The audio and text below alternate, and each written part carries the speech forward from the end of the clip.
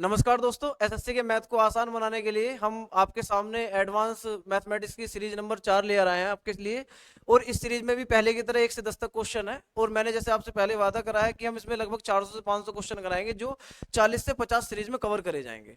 दोस्तों, इस सीरीज में हम आप लोगों को प्रोवाइड करा रहे हैं ज्योमेट्री, त्रिकोणमिति, अलजेब्रा और कोऑर्डिनेट ज्योमेट्री। ये 4 चीजें हम आपको प्रोवाइड करा रहे हैं और प्रत्येक हमने कोशिश करी है कि प्रत्येक टाइप आपका कवर हो सके जो आपके एसएससी में एडवांस मैथ में आता है। चलिए क्वेश्चन नंबर पहला देखते हैं क्या है। एबीसी एक समकोण त्रिभुज है। सबसे पहले देखिए समकोण त्रिभुज होता क्या है। दोस्तों, ये दिखने में ऐसा दिखता है और समकोण त्रिभुज वह त्रिभुज है जिसका एक कोण 90 डिग्री हो। एक कोण 90 डिग्री और समकोण त्रिभुज कहलाता है। बीसी ये करा एडी कर्ण बीसी पर लंब है। कर्ण है हमारा बीसी, कर्ण होता है 90 के सामने वाली भुजा, तो इसका मतलब ए हमारा यहां आने वाला है। यदि एसी बराबर है डबल एबी के, पहले देखिए एडी कर्ण था, एडी कर्ण बीसी पर लंब है, तो पहले एडी लंब डाल लेते हैं हम। तो अगर मैं लंब डालूंगा दोस्तों तो मुझे पता है ये वैल्यू मुझे यहां मिलने वाली है। ये है हमारा 90 डिग्री पर, ये हमने लंब डाल दिया है, यानी कि लंब का मतलब है ये 90 डिग्री है हमारा। चलिए आगे कह रहा कि ए सी डबल है ए बी का। ए बी जितनी है, यदि ए बी 1 है तो ए सी उसकी डबल है, यानी कि ए सी हमारा 2 है। इनने कहा बीडी का मान बताइए। बीडी है दोस्तों हमारी ये लेंथ।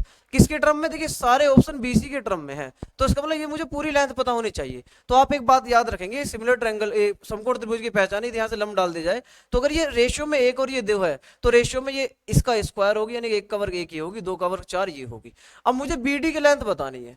बीडी एक हिस्सा है, पूरी बीसी है 5 हिस्से, तो मैं कहूंगा बीसी का 5वां हिस्सा है बीडी। तो ऑप्शन की बात है तो बीसी बटे 5 यहाँ रहा, तो ऑप्शन हमारा ये करेक्ट है। तो दोस्तों ये तो रही हमारी डायरेक्ट याद रखने वाली बात। लेकिन अगर आपको थोड़ा सा इसके समकोण त्रिभुज के बारे में समझना है तो आप थोड़ा सा देखिए जरा। यदि आप देखेंगे तो समकोण त्रिभुज होता है दोस्तों, जैसा मैंने अभी आपको दिखाया, ये एक समकोण त्रिभुज है, ये एक समकोण त्रिभुज है। इस समकोण त्रिभुज में कुछ रिजल्ट है दोस्तों जो आपको डायरेक्ट ध्यान रखने हैं।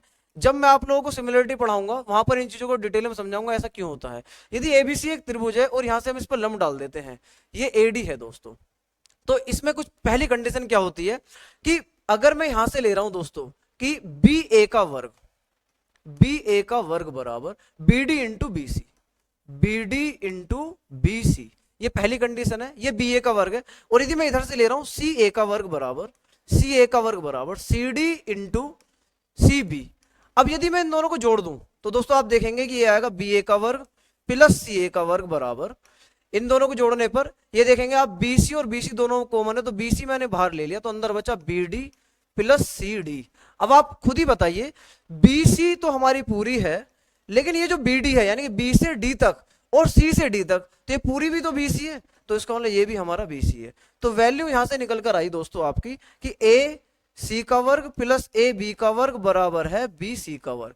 इसे ही दुनिया पाइथागोरस प्रमेय या बोधायन प्रमेय के नाम से जानती है, जो हम सिंपल भाषा में बोलते हैं कि एक समकोण त्रिभुज में कर्ण पर बना वर्ग शेष दो भुजाओं के वर्गों के योग के बराबर होता है। तो ये वैल्यू हमारी यहां से निकल कर आती है। लेकिन यदि मैं जो आपको बताना चाह रहा था, यदि मैं इन दोनों को भाग कर दूं आपस में, तो आप देखेंगे बी ए का वर्ग बटे सी ए का वर्ग बराबर है, यहां से बीसी से बीसी कैंसिल, तो ये आ गया बी डी बटे सी डी।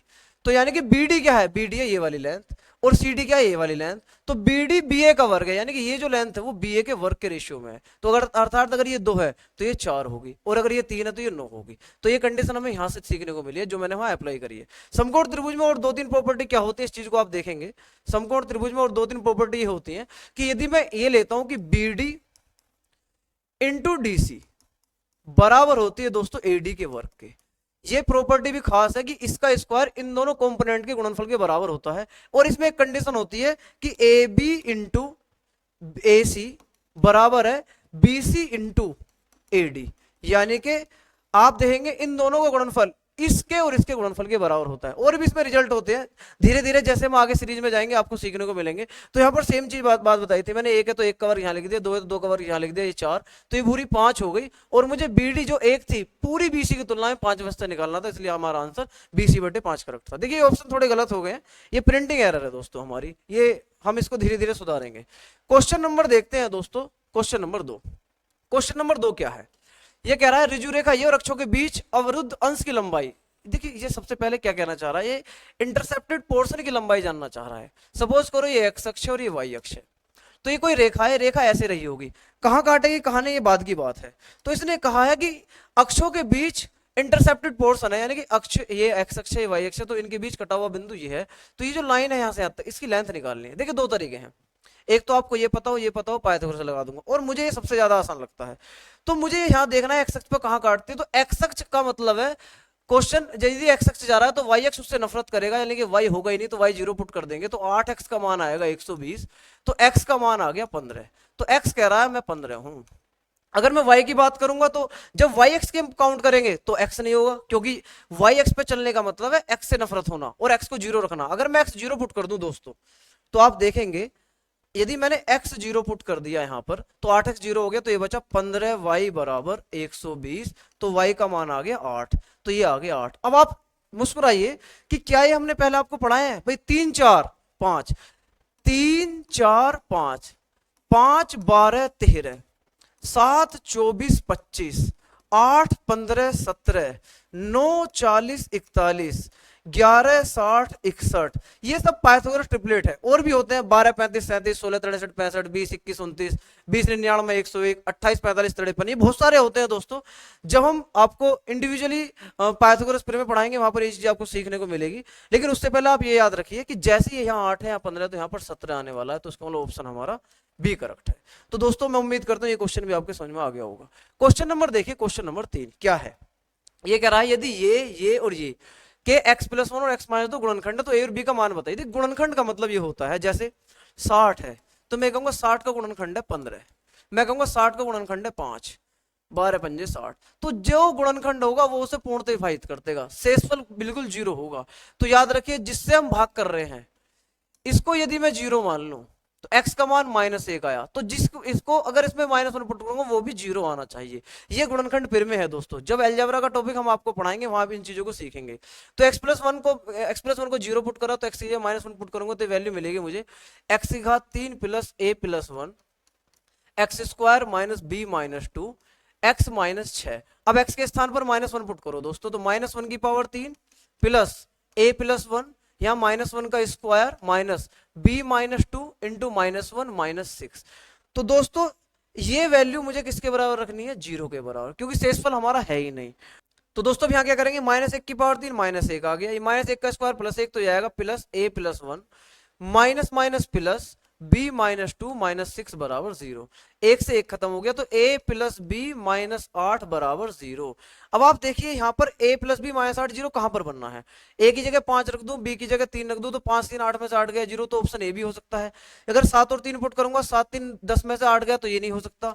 ऑप्शन 2 और 8 रखूंगा तो ये भी नहीं हो सकता। ओहो, लेकिन 1 और 7 रखने पे भी 8 बनना है, तो ये भी हो सकता है। तो क्वेश्चन को सोल्व करना मेरी मजबूरी है, तो मैं क्या पुट करूंगा अब मैं दोस्तों x - 2 बराबर 0 पुट करने वाला हूं, क्योंकि एक गुणनखंड इसका ये भी था, तो x के स्थान पर वैल्यू मिली 2। अब मैं अगर यहाँ 2 पुट कर दूं तो ये भी 0 आना चाहिए, चेक करते हैं। तो ये आएगा 2 की घात 3 प्लस a+1 इंटू 2 का वर्ग माइनस b-2 इंटू 2 -6 बराबर 0। चलिए सोल्व करते हैं। ये 4 है तो 4a प्लस 4, यहां पर देखेंगे माइनस का 2b माइनस माइनस प्लस 2 दूनी 4, ये 8 में से 6 गए तो यहां पर 2 आएगा बराबर 0। तो दोस्तों यहां पर मुझे मिला 4a - 2b प्लस 4 4 8 और 2 10 बराबर 0, या अगर मैं 2 से भाग करूंगा तो यहां पर मिलेगा AA - b प्लस 5 बराबर 0। अब देखिए इन दोनों ऑप्शन में से या तो ये था ये था। अब मैं इसको चेक करता हूं, ऑप्शन नंबर डी को चेक कर लेते हैं। 2 एकम 2, 2 और 5 7, 20 7 में 7 गया 0 आ रहा है, तो उसका ऑप्शन नंबर हमारा डी करेक्ट है। तो दोस्तों मैं उम्मीद करता हूं ये क्वेश्चन भी आपके समझ में आया होगा। देखिए मैं आपको इसके साथ साथ एक बात और बता दूं, ये जो हमारे सॉल्यूशंस चल रहे हैं, यदि आप इन्हें भी चाहते हैं और पीडीएफ भी देखना चाहते हैं, इसकी पीडीएफ फॉर्म इसके आप लेना चाहते हैं, तो आप हमारे यूट्यूब चैनल मधुसूदन क्लासेस का एक टेलीग्राम चैनल है, वहां से जाकर डाउनलोड कर सकते हैं। तो दोस्तों आपको ये सारी चीजें वहां पर प्रोवाइड की जा रही हैं। चलिए क्वेश्चन नंबर देखिए 4, यदि a बराबर दे रखा है 3 + 2√2, तो वैल्यू बूझिए इसकी। दोस्तों इसकी वैल्यू बताने का मतलब है, इनने बूझा है a की पावर 6 बटे a की पावर 3 प्लस a की घात 4 बटे a की घात 3 प्लस a² बटे a की घात 3 प्लस 1 बटा a की घात 3। यदि मैं इसको फर्दर सोल्व करता हूं तो आएगा a की घात 3 प्लस a प्लस 1 बटा a प्लस 1 बटा a की घात 3। यदि आप इसे देख रहे हैं तो मैं इसे ऐसे समझूंगा a प्लस 1 बटा a प्लस a की क्यूब प्लस 1 बटा a की क्यूब। अब दोस्तों यदि a प्लस 1/a चाहिए तो देखिए यहाँ पर मैंने आपको सिखाया है पहले, ऑफलाइन बैचेस में तो मैंने आपको काफी बार सिखाया, ऑनलाइन में आप एक बार यहाँ देख लीजिए। ये 3 + 2√2 है। तो आप जब एग्जाम में बैठे और इनमें डिफरेंस 1 का हो, जैसे ये √9 है और ये √8 है, तो डिफरेंस 1 का है भाई। अगर आप देख रहे हैं 9 में से 8 गए, 1 आएगा ना, तो यदि a प्लस 1/a की बात करता है, यानी कि कोई भी अज्ञात राशि से उसके रेसिप्रोकल का टोटल पूछता है, तो 2 गुना बड़ा वाला करना है आपको। बड़ा वाला यहाँ 3 है तो 2 तिया 6, तो a प्लस 1/a का मान आ गया 6। तो इसका मतलब ये वैल्यू तो मैं 6 रखने वाला हूँ प्लस। अब ये क्यूब की वैल्यू है, मैंने सीरीज 3 में आपको पढ़ाया था कि यदि x प्लस 1/x, चलिए एक बार दोबारा देख लेते हैं कि यदि x प्लस 1/x का मान 6 है, तो अगर मैं स्क्वायर की वैल्यू पूछता हूँ तो मैं क्या करता हूं भाई, वर्क करके 2 घटा देता हूं। तो 36 में से 2 गया, ये आ गया 34। यदि मुझसे क्यूब की वैल्यू पूछी जाती तो दोस्तों मैं इसके क्यूब करके 3a घटा देता, 6 18, तो ये आ गया 216 - 18। इसका मतलब ये 198 आता अगर मैं क्यूब की वैल्यू पूछती। अब दोस्तों आप में से कुछ बच्चे सोच रहे होंगे यार ऐसा क्यों होता है, तो इसके पीछे एक कारण ये है। सपोज करो x प्लस 1/x का मान a है और एग्जामिनर पूछ रहा है स्क्वायर का मान बताइए।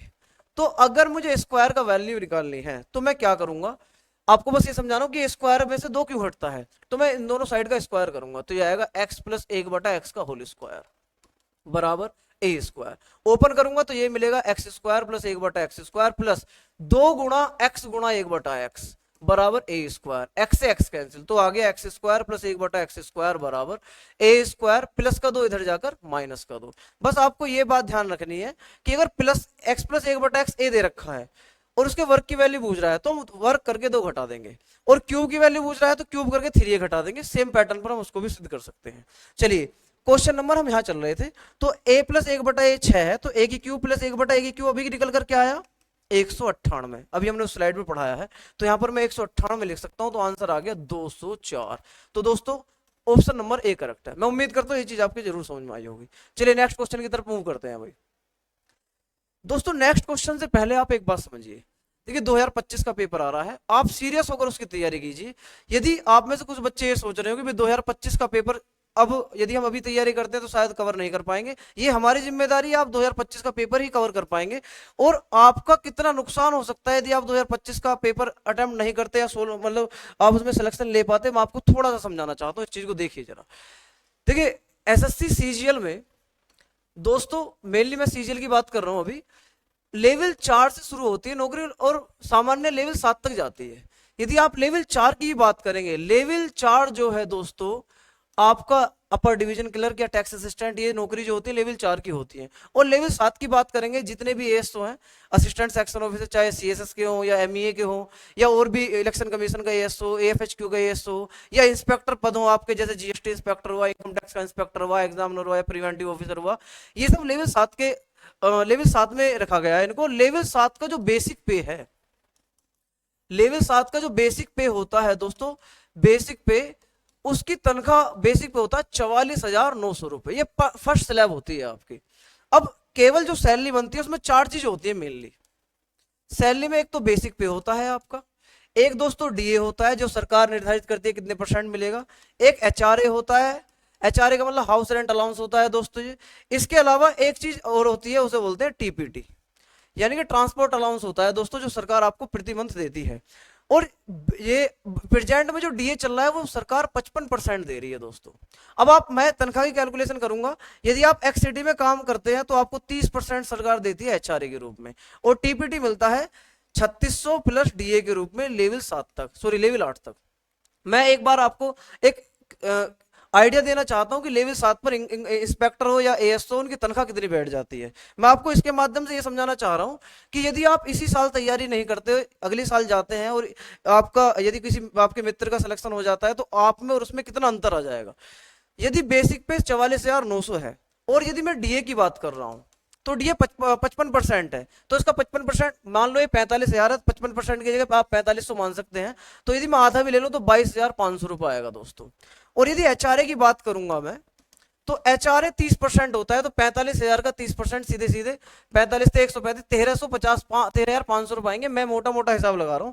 और अगर टीपीटी की बात करेंगे आप दोस्तों, तो 3600 प्लस डीए, 3600 प्लस डीए का मतलब है जितने % भी डीए चल रहा है आपका, जैसे आप 55% चल रहा है, 50% मान लो, तो 50% का मतलब इसका आधा 1800, तो इसका मतलब आपको आने जाने के सरकार 5400 में थोड़े से रुपए ज्यादा देगी। तो आप देखिए इसका भी अगर टोटल देख लेंगे तो 45,000, मैं मोटा मोटा जोड़ रहा हूँ, 45,000, 67,500 और ये 80,500, उसके बाद ये, तो तनख्वाह लगभग 87,000 रुपए के आसपास आपकी तनख्वाह बैठ रही है।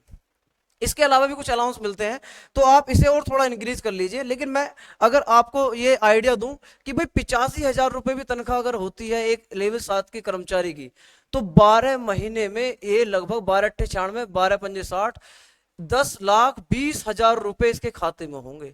तो आप सोचिए जरा, यदि आप इसी साल तैयारी नहीं करते या इसी साल आपका सिलेक्शन नहीं होता, अगले साल आपका सिलेक्शन होता है और आपके किसी मित्र का सिलेक्शन इसी बार हो जाता है, तो आप 10,20,000 रुपए आपने, वो आपसे आगे निकल चुका है। तो इसलिए आप कोशिश कीजिए कि आप सीरियस तैयारी करें और एग्जाम ओरिएंटेड पढ़े। हम कोशिश करेंगे आपको कि आपको एग्जाम ओरिएंटेड ही दे। चलिए नेक्स्ट क्वेश्चन, क्वेश्चन नंबर 5 की तरफ मूव करते हैं। क्या है क्वेश्चन?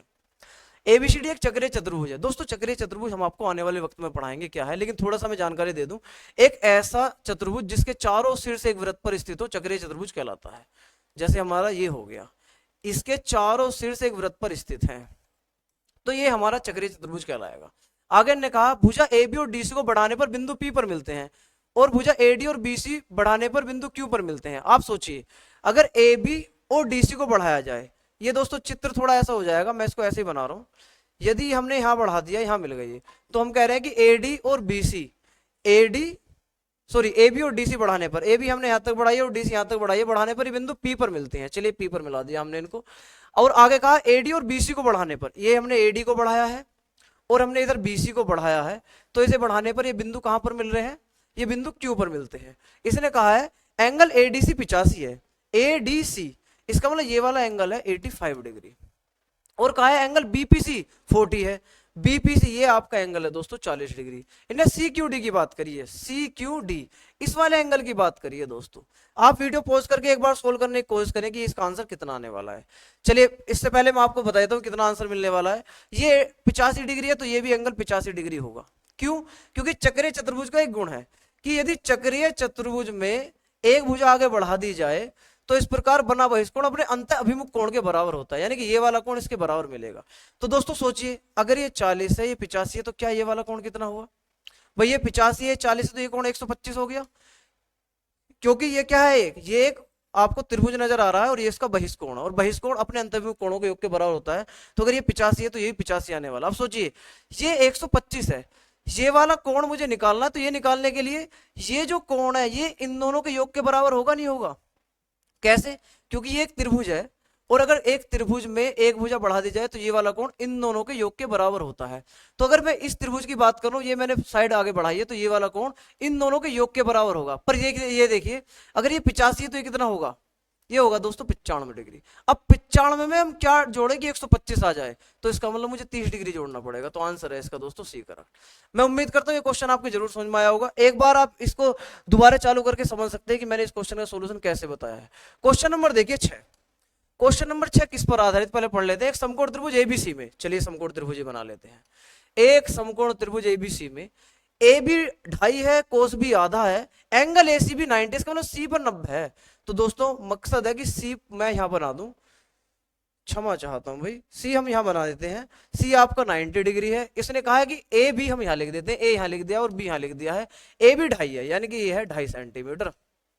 और कोस भी आधा होने का मतलब है दोस्तों कि कोस भी आधा है, इसका मतलब ये एंगल भी 60 डिग्री है, यानी कि ये 60 डिग्री है। चलिए तो भुजा एसी की लंबाई पूछ रहा है, ये कितना है? दोस्तों मैंने आपको पहले ही पढ़ाया था कि अगर ये 60 है, 90 और ये 30 है, तो 30 के सामने वाली भुजा 1 होती है, 60 के सामने वाली भुजा √3 होती है और 90 के सामने वाली भुजा 2 होती है। अब सोचिए इसने 2 का मान 2.5 यानी कि 5 का आधा दे रखा है, तो 1 का मान क्या आएगा? 5/4। तो भुजा किसका है? एसी की लंबाई। एसी क्या है? √3। तो सोचिए √3 की वैल्यू क्या आएगी?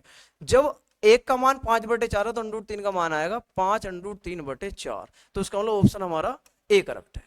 और ये सेंटीमीटर में है दोस्तों, क्योंकि इन्हें सेंटीमीटर में ऑलरेडी लिखा हुआ है। तो मैं उम्मीद करता हूँ ये क्वेश्चन भी आपके समझ में आया होगा। चलिए नेक्स्ट क्वेश्चन की तरफ मूव करते हैं। दोस्तों सिंपल क्वेश्चन, बेहद ज्यादा आसान। मैं चाहता हूं कि आप लोग आंसर दें, वीडियो पॉज कीजिए और सोल्व कीजिए, उसके बाद आप सोल्यूशन पर आइए। कि त्रिभुज एबीसी में ए से बीसी पर लंब डाला गया है, ए से बीसी पर लंब ए बी है, सॉरी एडी खींचा गया है, और यदि AD² बराबर BD × CD है। देखिए मैंने आपको भी पढ़ाया है, आप अभी कहेंगे मुंह खोलकर कि वाह क्या बात है, कितना आसान क्वेश्चन है। चलिए, इनने कहा है कि ए से बी सी पर लंब डाला, मैंने ए ये ले लिया, बी ये ले लिया और सी ये ले लिया, और इससे इस पर हमने लंब डाल दिया दोस्तों, आ गया। तो ये लंब है आपका एडी, और ऐसा है कि एडी का वर्ग बराबर बीडी इंटू सी डी। बताइए कहाँ होता है, समकोण त्रिभुज में होता है, अभी हमने पढ़ा था। एंगल बी ए सी 90 डिग्री, बी करेक्ट है। पढ़ने की जरूरत है क्या, बहुत ज्यादा आसान है दोस्तों। क्वेश्चन नंबर 9 क्या है ये, क्रमशः 8 सेंटीमीटर 2 सेंटीमीटर त्रिज्या वाले दो एक दूसरे को बाहर से बिंदु पी ए पर स्पर्श करते हैं। दो वृत्त है भैया, वृत्त कैसे हैं आप देखिए, एक वृत्त तो दोस्तों हमारा ये है,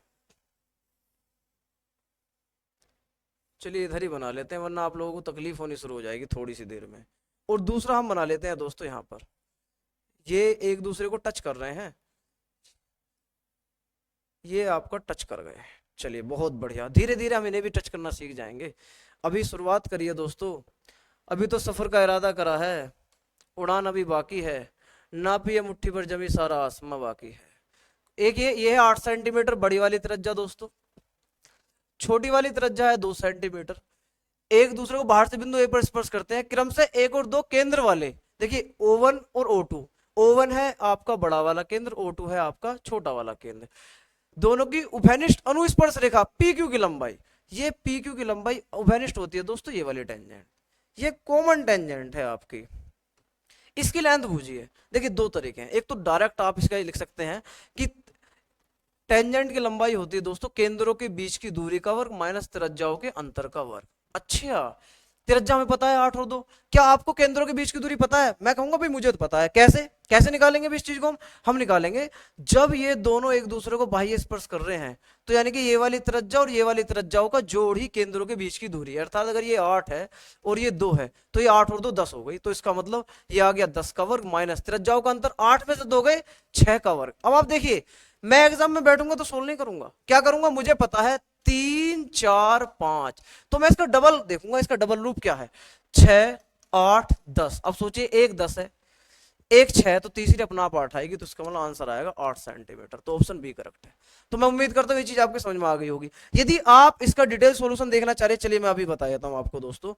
हम यहां से इस पर परपेंडिकुलर ड्रॉ करेंगे, ये 90 है, यहां पर भी हम परपेंडिकुलर ड्रॉ करेंगे, ये भी 90 है।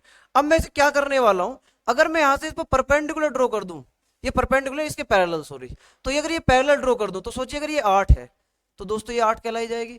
अब ये 8 थी ये 6 थी, ये 8 नहीं तो हमें निकालनी थी दोस्तों, नहीं ये हमें पता थी, ये 10 है, ये 10 है दोस्तों, और ये 2 है और ये आपकी 8 है, तो ये वैल्यू रहेगी 6। अब सोचिए ये 10 है और ये 6 है, तो ये कितनी बची 8। हम पाइथागोरस ट्रिपलेट जानते हैं, इसलिए ऑप्शन नंबर हमारा बी करेक्ट है। यदि बाय चांस हमें इस चीज का दोस्तों सॉल्यूशन पता नहीं है तो, यदि हमारे फॉर्मूला याद नहीं है तो, क्वेश्चन नंबर 10 और देख लेते हैं और आज की सीरीज हमारी पूरी हो जाएगी। और मैं उम्मीद करूंगा ये सीरीज आपको बेहद आसान लग रही होगी और समझ में भी आ रही होगी, और आप कहीं ना कहीं इस चीज को पाकर खुश भी होंगे। और त्रिभुज एबीसी का लंब केंद्र है दोस्तों, समझेंगे आप। मैं पहले त्रिभुज बना लेना चाहता हूं।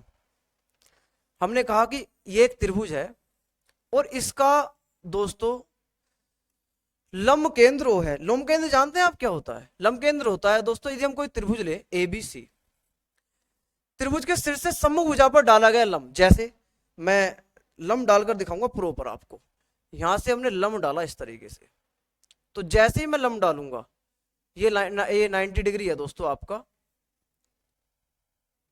ये 90 डिग्री हो गया, ये 90 डिग्री है, और मैं यहां से लंब डाल दूं दोस्तों। एक लाइन और ले लेता हूं मैं, यहां से हमने लंब डाला भाई, ये हमारा 90 डिग्री है। ये दोनों लंब एक दूसरे को जिस बिंदु पर प्रतिच्छेद करते हैं, यहां पर कर रहे हैं ये, तो ये बिंदु ही लंब केंद्र कहलाएगा। इसको दे रखा है O। अच्छा, ये O दे रखा है। चलिए मैं एक लाइन आपको और ड्रॉ करके दिखा देता हूं दोस्तों। अगर आप देख रहे हैं तो मैं इस लाइन को यहां से और लंब डाल के दिखा देता हूं, यहां से ही होकर जाता है ये, क्योंकि त्रिभुज के तीनों लंब संगामी होते हैं। ये बात भी एक पढ़ाई जाएगी आपको आने वाले वक्त में, फिलहाल आप इंतजार कीजिए कब पढ़ाते हैं हम। तो दोस्तों ये है इसका लंब केंद्र। एंगल बीओसी दे रखा है 120, बीओसी यानी कि ये वाला है एंगल 120 डिग्री। आप एक बात याद रखेंगे, जब भी लंब केंद्र देगा इसका और इसका योग 180 होगा। कितना आसान है, बस यही याद रखना होता है, इसका और इसका योग 180 होगा। एक और, अब आप इसको आप बताइए, इसका और इसका योग 180 होगा।